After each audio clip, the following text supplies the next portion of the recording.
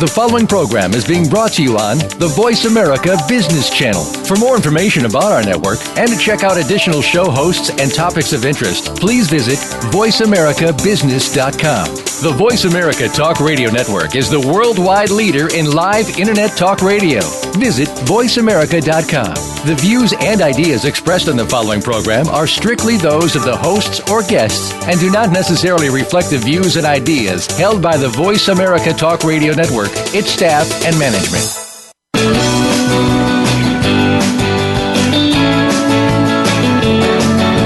In the past few years, we've heard the term free agents and been told we would all need to become one in order to succeed. The recent economic structures have helped to promote this concept as reality. Where do we get the tools to take control of our career path in the present and future? Welcome to The Career Confidant with your host, Marie Zimenoff. Marie and her guest experts are here to provide you with the tools you need to move forward and achieve your career goals. Now, here is Marie Zimenoff. Good afternoon, good morning, wherever you are in the world, and thank you for joining us here on the Career Thought Leaders. We are here every week to provide you with tools and resources that you need to move up, move out, take control of your career. And as we know, the world is moving more and more in the direction of you being in charge of managing your own career, knowing where you want to go, and having the ability to move there in what mostly today is a competitive job world where you're looking to move out or move up and having to make sure that you're promoting yourself almost constantly to be able to do that. So that's why we're here, is to provide some of those skills that you need to be able to do that. Today, being President's Day, I thought we would talk about leadership. Leadership, I find, often is a confusing topic for people because we tend to associate it too much with titles. Of course, if you're the president of something, perhaps you are a leader, but not necessarily, right? What leadership means and what leadership does doesn't always go along with a title. Leadership, in my mind, simply is someone who can get others to do something. Doesn't mean that they even have to be your direct reports. In fact, a great leader, or perhaps the most challenging part of being a leader, is to get others moving in a direction when they don't have a job or money on the line to be able to do that. So when we think about leadership, there are a few, let's say, qualities that are important in a leader, and we're going to talk about some of those today and how you might work on those qualities for yourself if you are hoping to work on your leadership, either where you are or if you want to move up into a leadership position. The biggest thing that people always talk about with leaders is this idea of vision, that they can create a vision. And that is an important piece of leadership, to be able to see where you're going. Obviously, if you're leading, it's nice if you know where you're going, for those of us who may be following you, and being able really to create that vision that pulls everyone together. That last part, I feel like sometimes gets left out. So we can create a great vision, it's maybe compelling and clear, but we didn't do a good job getting buy-in as we were creating it. Or perhaps we are doing it on purpose in terms of creating something, setting it out there, and not getting buy-in. The over-focus on getting everybody to come to consensus can obviously be a downfall in leadership, but there is some need for the leader to get those who are going to be involved in executing that plan or executing that vision engaged in creating the vision. And this is, in fact, one of the first places a lot of leaders fail, is creating a vision that sounds great to you, but you didn't get anyone else's input on it, or you didn't get their buy-in to it. And so it becomes a lot of hand-holding and coursing to get people to actually do something, because it wasn't their idea. And no matter who we are, no matter what age we are more likely to do something, have energy around it, and be successful at it if we had at least some input into deciding what gets done. So when you are thinking about yourself as a leader, that's one of the first red flags to watch out for. As you're creating a vision, you're creating a plan, whatever it might be that you want to call it within your role, how can you balance being decisive and being in charge, perhaps, if that's where your role is supposed to be, against getting that input, getting others involved, getting people's buy-in before you get to the execution stage? It will make things a lot easier. It seems like it's going to take more time up front. However, you'll find yourself spending a lot less time on the back end if people have bought in and are agreeing with and moving forward into what you want to do. So that idea of vision, definitely important, and a skill set that we want to be developing. It's not natural for all of us, obviously, to be able to kind of see what's coming, put the pieces together, and create that vision. And that's okay. You don't necessarily have to be able to do that in that big picture visionary way to be a great leader. Just one of the many skill sets. And of course, the idea of inspiring others towards that goal is great, and it's important. And again, this is an area where I see people a little bit confused as to how inspiration happens. And my favorite example is a facilitator that I worked with in the past who really thought that getting you engaged and getting you fired up about a topic would happen if they told stories. And so they talked and talked and talked. Not really that inspirational, right? What typically gets other people inspired, similar to our discussion around vision, is getting them to talk, getting their input, figuring out how their story relates to what you're saying, making it personal to them, making it emotional for them. Those are the things that really help derive inspiration, if you will.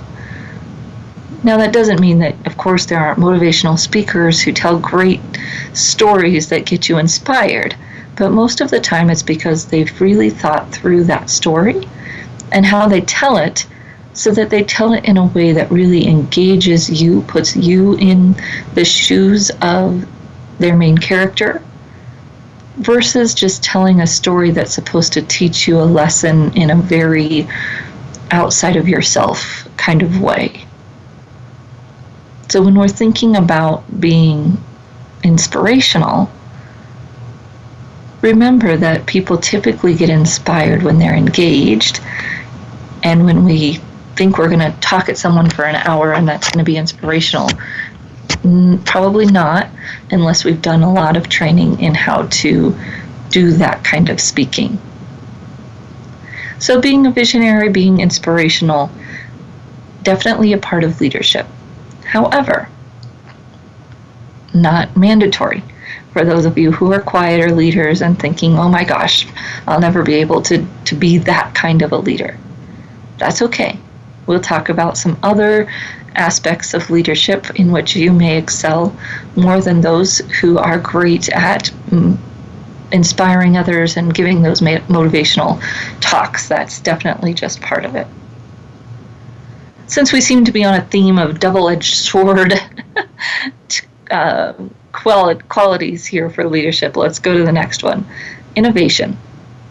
So you'll read in most articles that being able to innovate is an important characteristic for a leader. Definitely, and especially in our fast-paced world, the ability to see new solutions to new problems is important, or how old solutions can apply to new problems, because we're all facing relatively new problems. New problems in terms of the technology that we're using, in terms of the way the workforce is moving. You could go on and on with the new challenges that we're seeing. And so, of course, a leader needs to be able to innovate, think in a different way, bring in new ideas. However, I've also seen leaders fail quite miserably when they can't focus. And so there needs to be that balance again between innovation and solving problems in a new way, being open to new ways of doing things, and some kind of focus on the goals, on the mission, on whatever it is that makes sense for us to keep that focus. Because there's nothing worse for a group of people than following a leader who has shiny object syndrome. Always going over after the next great thing and not being that steady, in some ways, that steady push forward versus a bounce all over the place forward. Heard about some leaders, especially within companies, tend to do this even with leadership philosophies.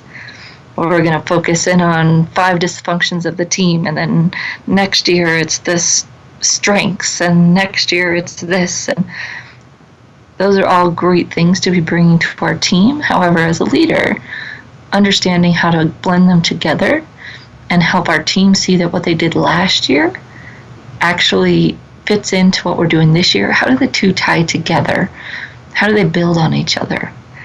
Bringing in those new ideas and new thoughts around leadership itself and performance can be great. Just be careful of that shiny object syndrome, or of your team perhaps feeling that way as you move from technology to technology, market to market, leadership philosophy to leadership philosophy, whatever it might be that you're evolving in your business. For the leader to see it and get excited about it is one thing. For those who are following, to understand how is the next logical step, or again, not feel like it's just another shiny object we're going after, is very important for them to keep that connection and to really continue to see you as a credible leader. So yes, be inspirational, be motivational, have that vision, innovate, and yet figure out some way to provide some kind of stability to your employees, especially those technical or kind of accounting. Your step-by-step people really need to understand how the steps fit together versus being excited about this next great idea. They just aren't going to follow you, right? That's not how they see.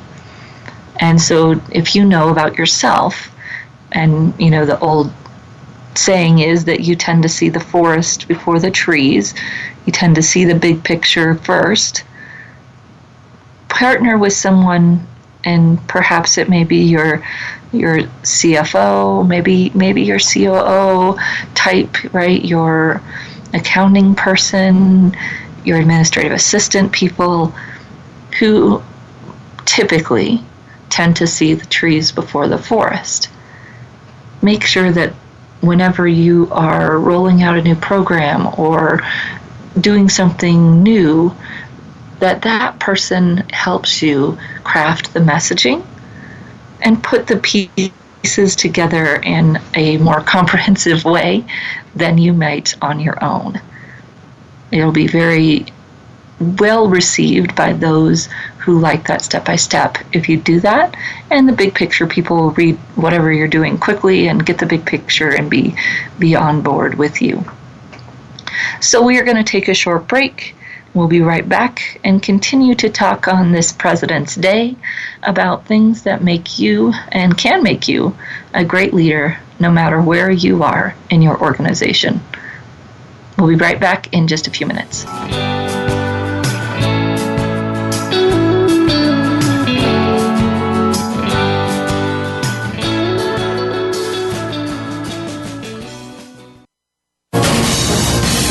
Voice America Business Network, the bottom line in business. You know that the career landscape has changed and that you need to be proactive about managing your career. You can have the foresight, skills, and confidence you need to take charge of your career and seize opportunities. A strategic advantage and career expert, Marie Zimenoff has helped thousands of leaders like you get focused, get found, and get hired. Visit getcareersmart.com to find out more. That's getcareersmart.com or call 800-521-2080 to schedule your complimentary consultation. Great leaders today have certain capabilities that set them apart. These leaders have discovered transformational leadership. Now, you can discover the same ideas, insights, and programs that have led them to success. Inside Transformational Leadership, hosted by Kate Ebner, is produced by Georgetown University's Institute for Transformational Leadership. We'll explore these stories and concepts every Monday at 11 a.m. Eastern Time, 8 a.m. Pacific Time on the Voice America Business Channel. Bob Pritchard has over 30 years of experience as a straight-talking business consultant and author working with some of the top Fortune 500 companies. Now he's come to the Voice America Business Channel to help you and your business. Tune in to the Bob Pritchard Radio Show for information about starting and successfully running a profitable business. From the movers and shakers to great marketing screw-ups, you can't afford to miss a single edition of the Bob Pritchard Radio Show. Tuesdays at 5 p.m. Pacific, 8 p.m. Eastern on Voice America Business. Follow us on Twitter at VoiceAmericaTRN. Get the lowdown on guests, new shows, and your favorites. That's VoiceAmericaTRN. You are tuned in to The Career Confidant with Marie Zimenoff. If you have a question or comment for Marie or her guest today, please call 1-866-472-5790. That's 1-866-472-5790. You may also send an email to marie@astrategicadvantage.com. Now, back to The Career Confidant. Welcome back to The Career Confidant, and today we're talking about leadership in honor of our President's Day, here in the United States at least, and thinking about what makes a great leader. So we've talked about vision and that ability to set the course. Very important if you're going to be leading. And we want to make sure that when we're doing that, we're getting the buy-in of those who will have to follow in whatever way that might look like. Not necessarily beating our head against the wall to get consensus, but how do we make sure that we're at least getting some input and some buy-in along the way? Then we talked a little bit about that inspiration and being able to get others moving. You also might call that influence. How do you get others to do something you want them to do? And that this is, again, an opportunity for you to engage those around you, get their story connected to where you want to go.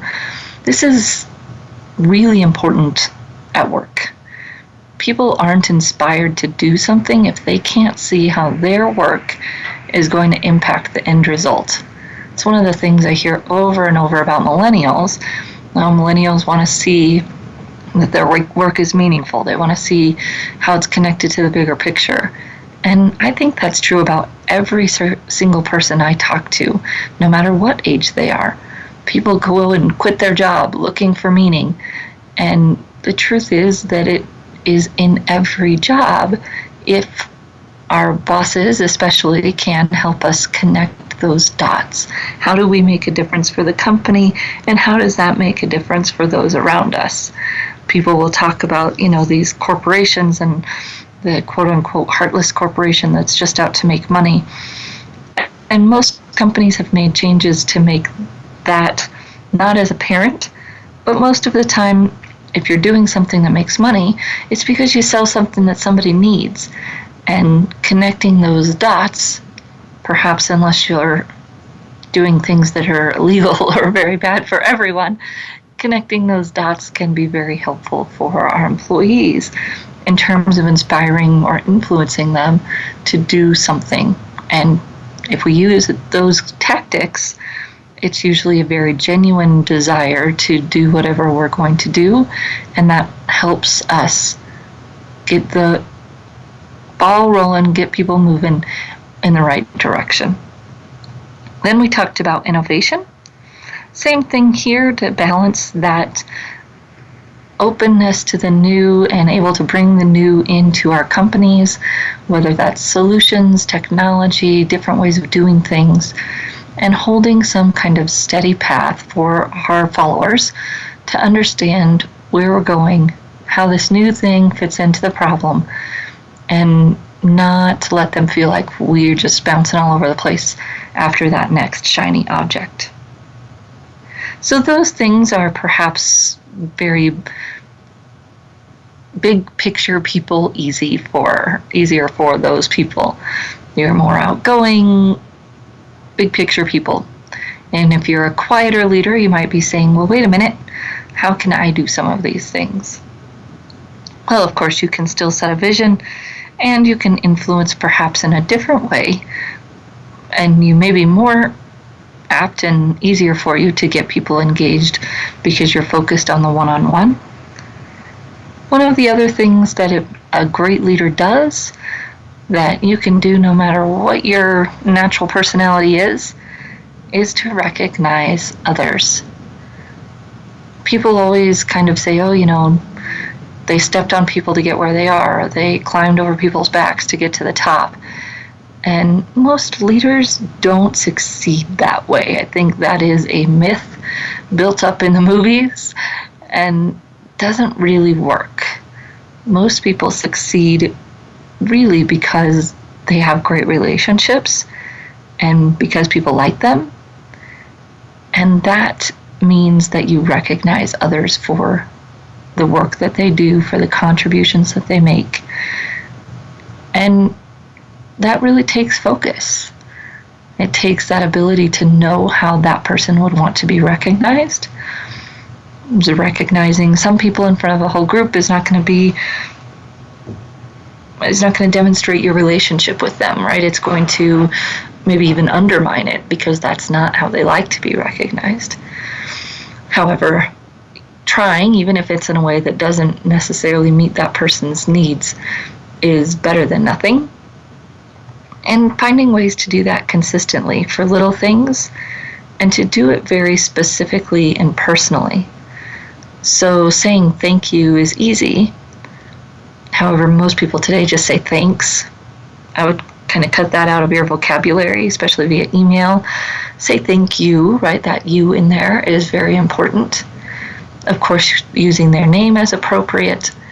And be specific. What did they do? What was the impact that it had? Giving that very specific feedback and recognition is a lot more powerful than a generic just thanks. So the more specific we can make it, the more meaningful it will be. Setting clear expectations. So perhaps similar to setting that vision is this idea that people really want to know what is expected for them. What does success look like? How do they know? How can they get involved in being successful if they don't know? And if the bar keeps moving or the project keeps getting changed without any communication, it's frustrating. It creates that kind of learned hopelessness if I can't succeed no matter what I do, because you keep changing the expectations, you keep changing the mark after we've already started the game. If you will, a little sports reference, you keep moving the goalposts, right? So set those clear expectations for folks. And some people do this in their annual reviews, but a lot of times those goals they're not everyday things. They're not ways that you can recognize people more consistently. And once a year, setting goals, things do change in the middle. And if we're not readjusting and communicating those clear expectations as things adjust, we might not as well even do an annual review, which many companies are not doing anymore. They're doing more quarterly or real-time reviews. Those clear expectations are also important, especially for your younger workers. And perhaps, again, for those people who need more structure, but everybody likes to know what success is going to look like. What do you expect from this to be a successful job, a successful year, a successful project, whatever it might be. The last thing in this little section that kind of goes along with that is communication.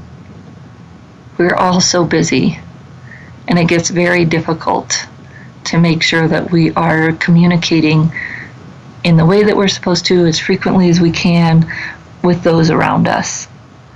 And for leaders, it's going to take some prioritization. If you are a functional manager, right, you're in charge of people, these people that are your direct reports, mentoring them, developing them, having regular communication with them should be your top priority.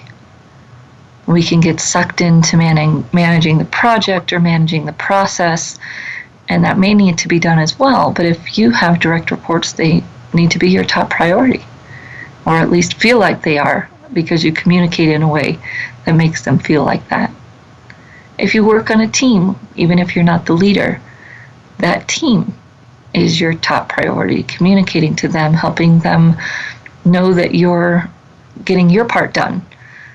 Now, of course, you can overdo it in some of those things. You want to be careful about not being overly pushy or showy about your communication, but just very steady and making sure that you're responding in a timely manner and sharing updates in a timely manner. And this is, like I said, difficult because of how much communication we have coming in. And we've talked before kind of about managing your email. But I consider 24 hours to be an appropriate response time to an email. And if you're not working on the weekends, I think that's fine, but you need to check in with your team about that, especially if you're more of a remote team. And phone messages, kind of the same thing. People say the same day. If you can do 24 hours, that's probably acceptable as well. But making sure that we're really consistent in that communication and clear. Sometimes people can send you a communication and you think, oh, what in the heck do they mean, right? So thinking about those things, reading those things before you send them. And the last thing I'd say on communication is trying to either agree with a group of people or know what other people prefer in terms of the mode of communication. If you have someone who's always calling you and you're always emailing them back, that may not work for them. Maybe once in a while flexing to their style would be great. And hopefully, well, we can hope, but we can't do anything about it, whether they'll flex to yours. You might ask people, what is their preferred? Do they prefer a phone call or an email? So that you can make that communication as good as possible for them and give them what they need. If someone likes the phone, but you want to have it backed up via email, do both. Call, leave a message, and then send them an email giving them a kind of report, if you will, of what you wanted to say. Lots of us like to have things documented via email, so that can be a great combo for you if you like to email, but the person likes that phone. And of course, some of those things they will say are generational, but I find they're a lot more personality. Of course, your outgoing personality is more likely to pick up the phone, and your more quiet folks love that email. You're both going to have to flex a little bit to be a great communicator and a good leader. All right, we'll take one more break here and we'll come back, continue talking about leaders and what makes a great leader in today's businesses. Be right back in just a few minutes.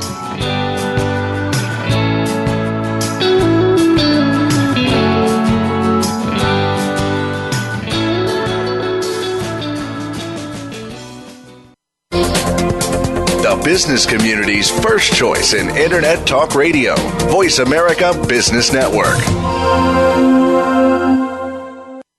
You know that the career landscape has changed and that you need to be proactive about managing your career. You can have the foresight, skills, and confidence you need to take charge of your career and seize opportunities. A strategic advantage and career expert, Marie Zimenoff has helped thousands of leaders like you get focused, get found, and get hired. Visit getcareersmart.com to find out more. That's getcareersmart.com or call 800-521-2080 to schedule your complimentary consultation. Tune in to The Soul of Enterprise, Business in the Knowledge Economy, with co-hosts Ron Baker and Ed Kless. Ron and Ed will show you how to recognize that wealth is created by intellectual capital. It's all in the possibilities that we can create and that are created for us. These possibilities are destined to be discovered by human imagination and through the service of others, creating a brighter future for all of us. The Soul of Enterprise is heard live every Friday at 1 p.m. Pacific Time, 4 p.m. Eastern on the Voice America Business Channel and simulcast at the same time on the Voice America Variety Channel. Are you a business innovator or are you just sitting on the sidelines? Tune in every week for Coffee Break with Game Changers, presented by SAP. Host Bonnie D. Graham talks to a cross-section of the movers and shakers who are leading by example. They will share best practices and innovative ideas to keep you thinking and moving along with the best. Join us for Coffee Break with Game Changers, presented by SAP, Wednesday mornings at 11 a.m. Eastern Time, 8 a.m. Pacific Time on the Voice America Business Channel. Now you don't have to stay linked to your desktop or laptop. Take Voice America on the go and listen anywhere. Get our mobile app for iPhone, BlackBerry, or Android at the Apple iTunes App Store, BlackBerry App World, or Android Market.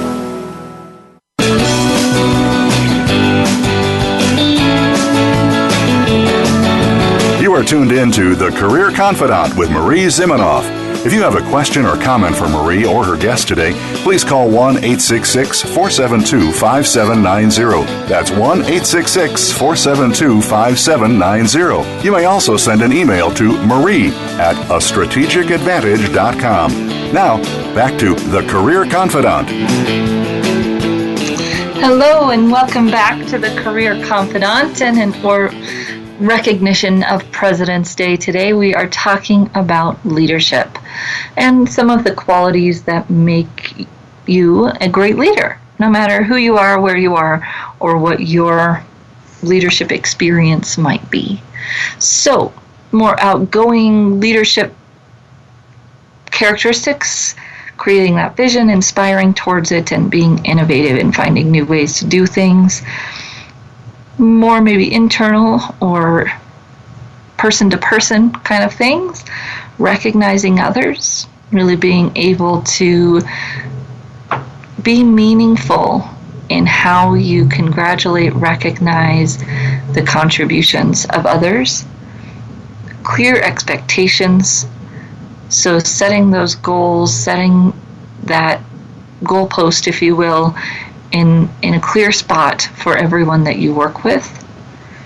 And then communication, taking the time and effort to make sure that we are communicating with those around us as consistently as we can and in the ways that are best for them. How can we flex our communication style and modality, if you will, to best fit those around us? So getting perhaps a little bit deeper here is this idea of emotional intelligence. And I like to think of emotional intelligence in simplicity of kind of having four elements. The first being our ability, our awareness, our awareness of our own issues. Our awareness of our own emotions and the things that tip off those emotions, the things that get us fired up, the things that ruffle our feathers, if you will. The second being our ability to control that. So you have to have awareness of it and then some ability to control that reaction, to control those automated responses that we have, to notice when something's ruffling our feathers and be able to change how we act. Those are the us part, the me part of emotional intelligence. Then we have the you part. So being able to recognize how you're feeling, being able to recognize the other's responses, emotions, how, and maybe even anticipate those things. And then the fourth, being able to adjust to mitigate those things. So how aware am I of the other in my conversations and what they're thinking and feeling, struggling with, and how well am I able to adapt what I'm doing or saying to better fit their needs, to better be heard, to better interact with them in general. So those four main areas of emotional intelligence, leaders have strengths in different areas. You might be great at being aware of your own stuff, but it's not until after you said something that you go, I wish I would have done that differently. Keep working on it. Go back to that person. This may seem weird, but go back to that person and say, I apologize that our conversation went the way it went earlier. What I meant to say or what I'd like to say is, and try again. When you do that, you're reinforcing your ability to act differently in the situation next time. If you just let it go, the chances are that you won't do anything differently next time. If you have trouble being aware, so you blow up at someone and you think later, geez, I don't even know where that came from. Start recognizing patterns in that behavior. Where are those things coming from? What situations tend to get that reaction from you, or whatever reaction it might be that you don't think is beneficial? What's your stuff that's getting in the way there?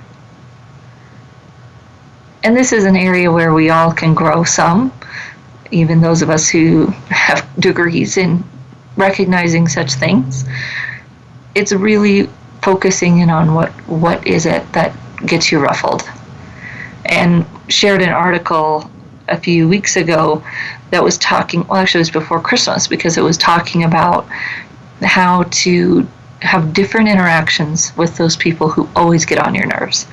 So if this person always gets on your nerves every time you talk to them, chances are it's because they push the same button every time without even realizing it. And that you are anticipating them pushing that button.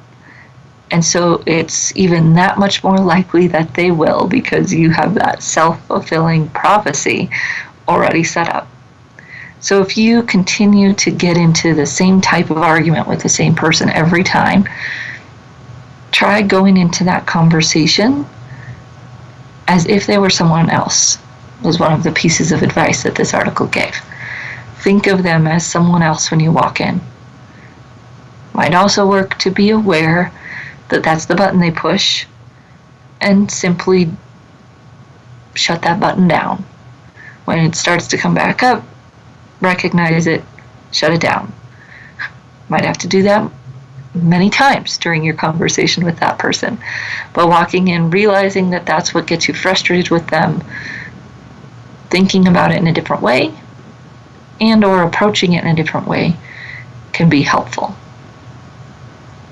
That kind of gets into this other part of our emotional intelligence, being able to see where others are coming from. Why do they react in the way they do? And when you can see that, a lot of times you can diffuse situations simply because you know that. Now, some of us have challenges because we can see that someone is going to feel a certain way or why they're going to feel a certain way, and we just can't help ourselves. We have to poke at it. And usually we get some kind of gratification from poking at it. And so we have to think about that, if that gratification is really long-term what we want, and how we might do something different in the future to perhaps get a different response, even though it may not be as quick satisfying. That may have long-term benefits. So, for instance, very simple, I don't have children, but I do see my sisters deal with this. You know that your child is going to react a certain way when you take something from them, for instance, and you decide to take it anyways. You get that reaction. It's no surprise to anyone. You do get some kind of gratification from that usually, whether or not it's very helpful. And thinking about a different way to handle that situation, of course, not necessarily letting the child have whatever they want, but how might you handle that situation differently to see if you get a different response that may be more beneficial long-term for both of you. Just a thought. That one's hard for most of us because it's hard to see the payoff. We think, oh, this is just the only way to handle them, or this is the best way to handle them, when really there's other things that could be done, other ways that could be shared, other conversations that could be had, if you will. And yet there is some payoff for us for handling the situation a certain way. So that can be a great little self-evaluation for you. Emotional Intelligence 2.0 is a book that kind of goes through very similar categories and helps you come up with what's your strengths, where are your areas that you need to think about or work on. Are you good at being aware of yourself, good at monitoring yourself, good at being aware of where others are coming from, good at adjusting to others with your conversational and approach style. And those things really are important for leaders. Again, you'll hear CEOs typically have horrible emotional intelligence, and that may be true for some people. However, most great leaders are going to have an awareness of their emotional intelligence. Unless you have some other great quality that's compensating for those things, an emotional intelligence will probably be necessary for you to really interact well with others, build strong relationships, all of which that are going to lead to your ability to influence and lead others. Now you may think, well, why does this matter? And I would say a few things. One, even if you're not a leader, these things all make great team members. Great team members, great relationships, equal promotions. People typically don't get promoted unless somebody likes them. I know there's, again, those stories of people that get promoted because nobody likes them, they want to get rid of them. Probably not something for us to aim for, right? Let's aim for being the person that is successful, is liked, and gets promoted for that. If you are a leader, you know that the landscape right now is competitive, not just for you, but for your ability to attract great talent. What's the number one reason people leave a job? Their immediate supervisor and a lack of relationship with them. So if you have great talent and you want to keep them, these characteristics are going to be important to do that.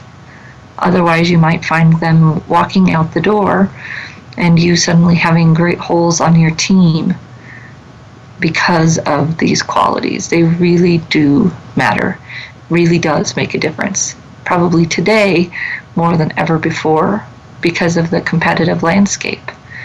Even if you're a technical leader or someone who that has never been that important for, the world is a-changing. So we'll come right back here in just a few minutes and close up our discussion around being a great leader.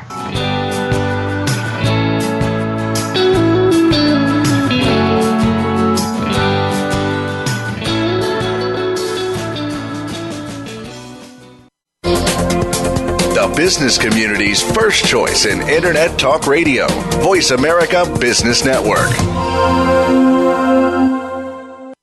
You know that the career landscape has changed and that you need to be proactive about managing your career. You can have the foresight, skills, and confidence you need to take charge of your career and seize opportunities. A strategic advantage and career expert, Marie Zimenoff has helped thousands of leaders like you get focused, get found, and get hired.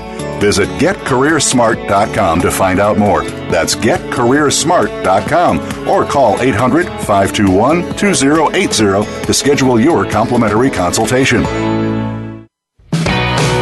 Many industries have been revolutionized by technology in the last decade. Books, music, TV, communications, and now it's happening to our money and the way we pay. Tune in to Breaking Banks with Brett King for a look at how technology and customer behavior will bring about more changes in banking in the next 10 years than in the last 200 years.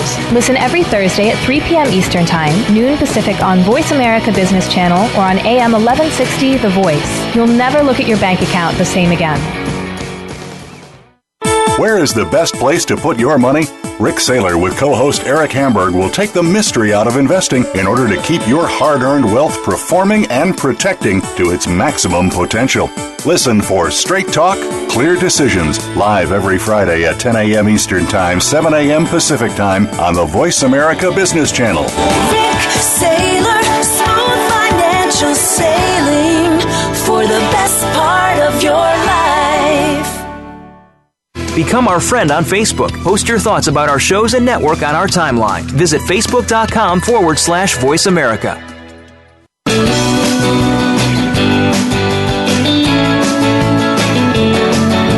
You are tuned in to The Career Confidante with Marie Zimenoff. If you have a question or comment for Marie or her guest today, please call 1-866-472-5790. That's 1-866-472-5790. You may also send an email to marie@astrategicadvantage.com. Now, back to The Career Confidante. Welcome back to The Career Confidante, and today we've been talking about great leadership.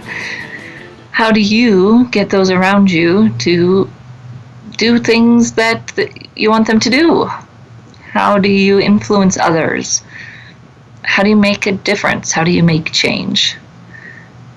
Don't have to have a title to do any of these things. I think that's one of our falsities in leadership that no one ever really talks about, is that you practice your leadership skills wherever you are, no matter what your position is, even if you're the lowest man on the totem pole.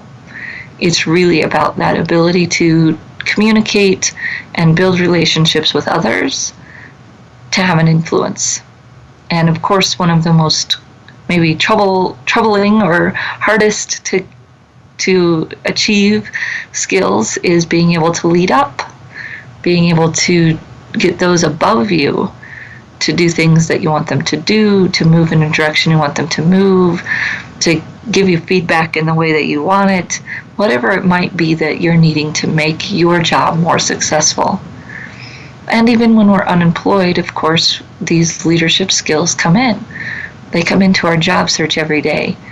And in fact, that may be the time we forget them and get ourselves in trouble by not acting the way that we want to, not demonstrating that leadership, even while we're in our job search. You know, people talk about different leadership styles and what kind of leader are you? And I think one of the most important things to realize is that your leadership style is really unique to you. It should be. You experimenting with what works for you and becoming a leader that is really effective has to be unique. If you try to read the books and mimic someone else, it just won't work. People won't respond to that. They'll be able to tell, they'll be able to see right through you. And most of the time you won't be successful because you're not doing things in a way that works for you. Right? It's great to think that you want to be a motivational and inspirational speaker. But if that's not you, it'll probably come off fairly hollow, and you'll have a hard time engaging the audience. Just kind of how I see some people, they've heard that humor is a great way to do something, and so they try to use humor. And guess what? If you're not funny, it doesn't work. You're just not funny, and that's okay. You just don't need to try so hard. So figure out what works for you. Go with your natural instincts and then develop these skills in a way that is congruent to those natural instincts. You are going to have to flex at times to be a good communicator, but that doesn't mean that you have to do it in someone else's way. It's simply flexing and understanding what other people need and genuinely caring about them enough to make that transition, to make that change in how you're doing it. And sometimes it's not necessarily caring enough, but slowing down enough to do something in a way that will engage that other person in the conversation, in the project, in the work, whatever that might be. And I think that's the final thing I would say about great leaders. And we know that there's been presidents who were more or less influential. And it's hard for us being so far removed from them to really know. As a leader can lead things in a direction, but honestly, most of our presidents don't get the opportunity to do much, really, with the way the system is set up, which is the beauty of the system in the United States, right? At Congress and Senate, everybody has to agree, which means that there's less ability to make change, if you will. Although the great ones do, because of their ability to build relationships, and really because of their ability to make a vision and also balance that, getting others involved with it, connecting it to the things that matter to other people. And that takes a lot of stepping outside of ourselves.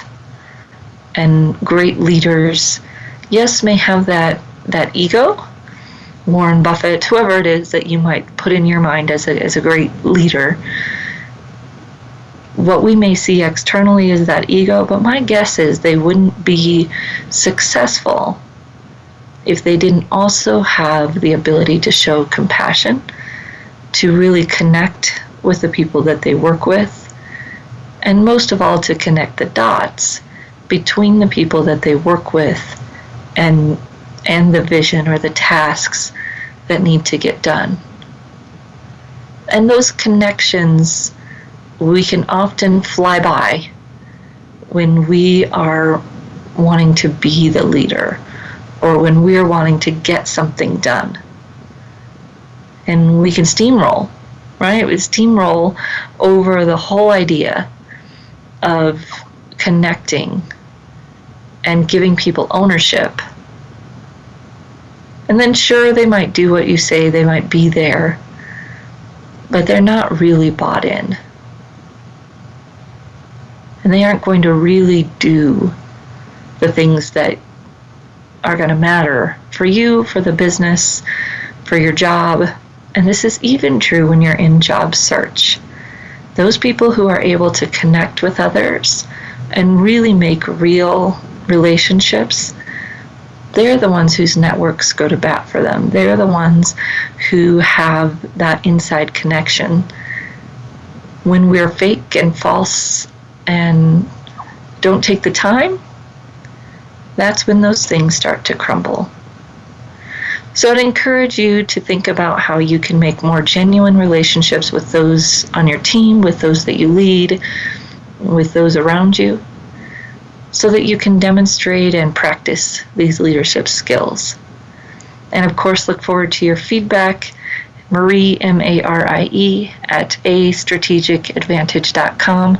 And some of you have started tweeting to me at Work With Purpose on Twitter, and love that as well. So look forward to seeing you right back here again next week on The Career Confidant.